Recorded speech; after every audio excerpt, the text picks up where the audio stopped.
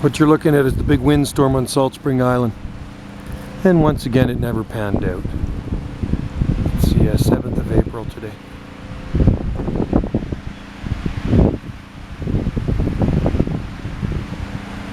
Those are the high winds we're getting today.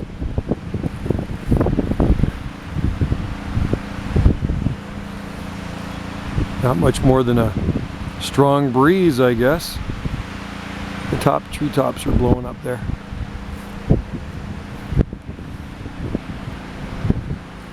So that was our wind warning. It was in effect today, so that's it. That's what it looks like.